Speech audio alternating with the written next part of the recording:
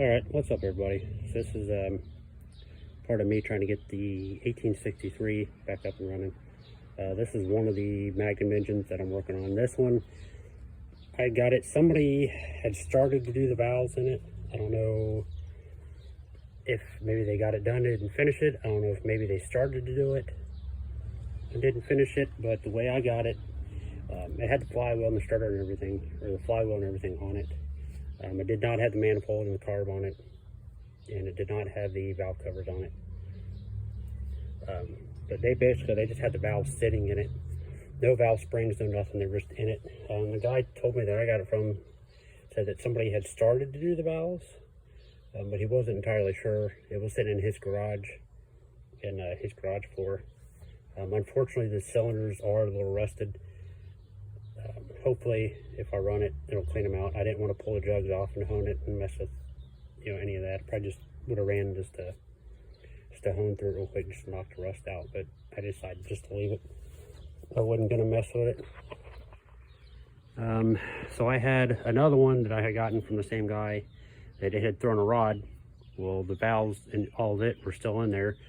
So I just pulled the valve springs off of them, threw the valve springs in this one, and then threw it back together. Like I said, I don't know if they had started it. It looked like possibly they had been ground recently, or like reseated. But I threw them in it, checked all the measurements, checked the clearances, and they're fine. And they seal.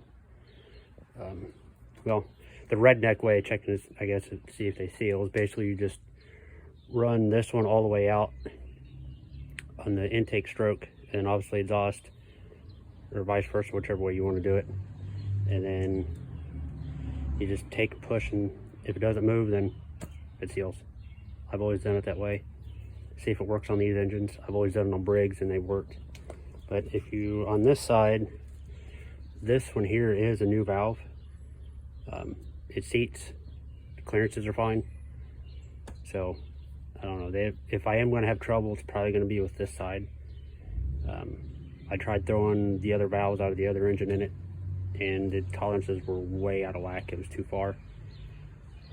I would have had to pull this one completely apart, swap the tappets that are inside with it to get them to match, and I'm like, I don't want to pull this thing apart if I don't have to, because my experience with these Magnums and these KTs is as soon as you split them apart, go to reseal them, for some reason they just don't seal right afterwards. I don't know if maybe it's something I'm doing, maybe I'm just not torquing them all the way, I don't know. But got the flywheel for it, starter for it. I don't know if that starter is any good or not, because it was stuck. I can't remember if it actually came off of this one or not. Like I said, I've got several other engines in there.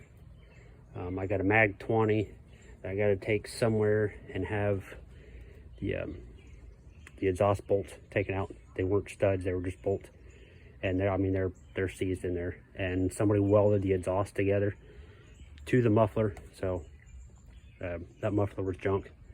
It was good other than that, but they cut, again, had to cut it to get it off. But yeah, manifold is just sitting there. I got gaskets and heads coming, should be tomorrow. Just went to TSC, I got some grade 8 head bolts for it to stick in it. I've got a magneto, unfortunately it's off of the Mag 20, so I'll have to swap that on here, and I'll just have to get another one. And then I still need to find 2 more starters. And you have to excuse the mess in here. This isn't my place, but here's the this is the KT. I believe it's an early series 2. There's no port or plate or anything on the other side for a filter. And then the Mag 20, it's underneath that box that's in there. It's just got the jugs pulled off of it. I'm working on it, but yeah, that the box of parts for the Mag 20. Yeah, we'll see if I can't get it fixed, get it put back in that. I got the drive shaft out of it. I just probably wait and put the flywheel and the starter on it. I'll probably bolt it to the engine plate and then throw all that back on it, just because it's going to be a lot heavier. And I don't want to pick it up any more than I have to. So yeah, try to get an update when I mess with it later this week.